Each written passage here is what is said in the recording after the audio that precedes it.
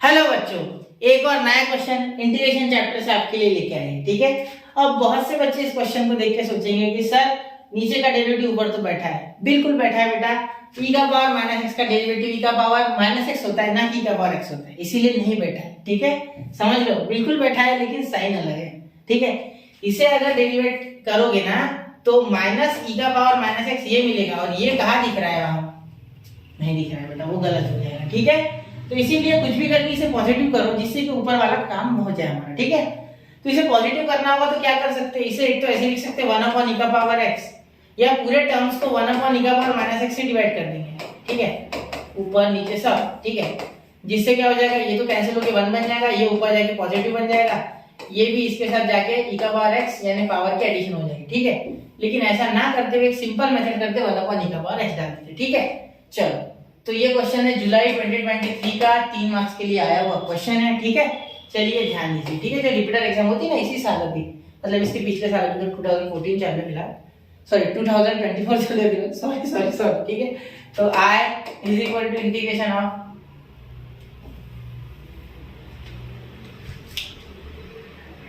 जय श्री राम, जय भोलेनाथ। हेलो बच्चों, एक और नया क्वेश्चन इंटीग्रेशन चैप्टर से आपके लिए लेके आए हैं। ठीक है, ये क्वेश्चन जब आप देखोगे तो आप सोचोगे कि सर नीचे का डेरिवेटिव ऊपर बैठा हुआ है। बिल्कुल बैठा है बेटा, कोई दिक्कत नहीं, लेकिन साइन एक बार चेक करो, या इसका डेरिवेटिव निकालोगे ना e का पावर माइनस एक्स का, तो वो आएगा माइनस e का पावर माइनस एक्स, और ये कहाँ दिख रहा है बेटा? वहां तो पॉजिटिव है।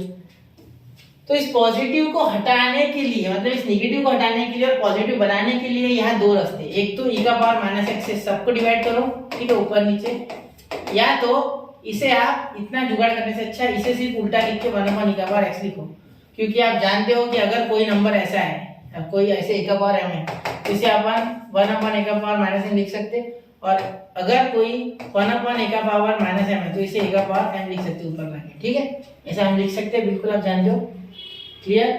चलिए, तो लॉ ऑफ इंटीग्रेशन सिखाया आपने, तो यही से इंटीग्रेशन शुरू करता है। तो i is equal to e का power x upon 1 plus 1/e का पावर x, ऐसा कर दिया मैंने, अपॉन में ले लिया, और ये dx। ठीक है, चलो अब ये देखो i इज इक्वल टू, यह है e का पावर x मल्टीप्लाई हो गया, तो इंटीग्रेशन e का power x plus 1 upon e का पावर x, और यहाँ dx, और यहाँ अपॉन में e का पावर x आ गया। ठीक है, तो ये e का पावर x ऊपर भाग जाएगा मल्टीप्लाई में, तो i is equal to e का पावर x इंटू e का पावर x, क्या हो गया? e का पावर x इंटू e का पावर x, ये ऐड हो गए तो अपने पास आ गया इंटीग्रेशन e का पावर 2x अपॉन e का पावर x प्लस 1, और यहाँ dx। ठीक है, चलो, कुछ इस तरीके से सॉल्व हो सकता है क्वेश्चन बड़े आराम से। ठीक है, बहुत आसानी से हो जाएगा, मुश्किल नहीं है कुछ। ठीक है, क्वेश्चन बहुत हार्ड नहीं। ठीक है, सिर्फ ये अप्रोच जरूरी थी, अब आप बहुत आसान है।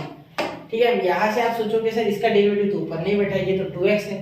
बेटा क्या मैं इसे ऐसे लिख सकता हूँ? एक बार जरा देखना, i is equal to integration e का पावर x इंटू e का पावर x। ठीक है, तो फिर किया क्यों सर ऐसे?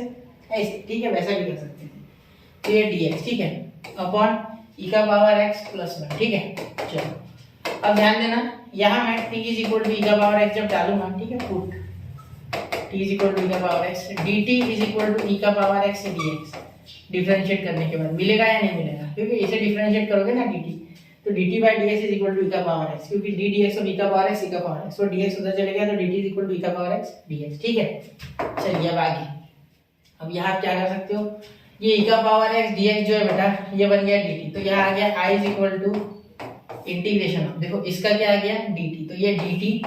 ठीक है, यहाँ e का पावर x है बेटा, तो यहाँ हमने क्या डाला है t, तो ये आ गया t upon t plus 1, t upon t plus 1, बिल्कुल ये t प्लस 1। अब सॉल्व करना आसान है, ये तो हमने पहले एक्सरसाइज में सीखा है, ऐसे सम्स कैसे सॉल्व करने। ठीक है, तो ये तो हम सीख चुके हैं। देखो मैं आपको एक बार बता दूं अगर आप भूल गए हो तो, यहाँ देखो, यहाँ i is equal to integration t plus 1 लिख सकते, और यहाँ -1 भी लिख सकते, और यहाँ t प्लस 1 वैसे का वैसा। ठीक है, वैसे सॉल्व नहीं होता था वैसे, इसलिए। ठीक है, क्योंकि ऐसे सॉल्व किए बिना सॉल्व नहीं होता, हमें सॉल्व करना है। ठीक है, एक्चुअली तो यहाँ अब क्या कर सकते हैं, ये जुगाड़ है एक तरीके का, जुगाड़। हाँ, जुगाड़, ये जुगाड़ है एक्चुअली। ठीक है, और कुछ नहीं है। ठीक है, क्लियर? तो ये देखो integration t plus 1 upon t plus 1, ये ऐसा करना ही होगा। ठीक है, ऐसा क्यों किया है पूछना होगा तो सॉल्व ही होगा फिर क्वेश्चन, इसीलिए। ठीक है, ये मेथड है। ठीक है, minus integration of 1 upon t plus 1 और यहाँ dt, ठीक है। ये t प्लस वन कैंसिल, तो यहाँ आ गया i is equal to integration of 1 dt, ठीक है, plus log of t plus one, integration log of t plus one, और यहाँ आ गया प्लस c, ठीक है। प्लस c पहले ही दे दिया मैंने, बाद में दे दिया तो भी चलता। यहाँ देखो, यहाँ इंटीग्रेशन ऑफ 1 dt, तो कांस्टेंट का इंटीग्रेशन वो t, ठीक है। तो log ऑफ जो करने वाला होता है डिफरेंशिएट मतलब इंटीग्रेट, वही आ जाता है, ठीक है। यहाँ हो जाएगा t plus one plus c, ठीक है। तो t की वैल्यू रिटर्न करो बेटा, क्या है t की वैल्यू? t की वैल्यू इज e का पावर x, तो यहाँ हो गया i is equal to e का power x plus log of e का पावर x प्लस सी, ठीक है। Sorry plus one plus c, क्या लिख दिया था मैंने? आई सॉरी बेटा, ठीक है। चलिए, तो ये हो गया क्वेश्चन। मुश्किल नहीं था ये, अभी जस्ट जुलाई 2023 में आया है। क्वेश्चन जरूरी है, ऐसे क्वेश्चन आते हैं तो इसी अप्रोच से करना होता है, वरना यहाँ बच्चे गड़बड़ कर देते, ठीक है। तो ये स्टेप क्रूशियल है थोड़ी, तो इन तीनों स्टेप्स को देखना, ठीक है, थोड़ा ध्यान से, ठीक है। चलिए, तो नोट कीजिए 1 2 एंड 3 हो गया बेटा, ठीक है। तो मिलते हैं ऐसे ही एक धुआंधार क्वेश्चन के साथ अगले लेक्चर में। पढ़ते रहे, आगे बढ़ते रहे। जय हिंद, जय भारत।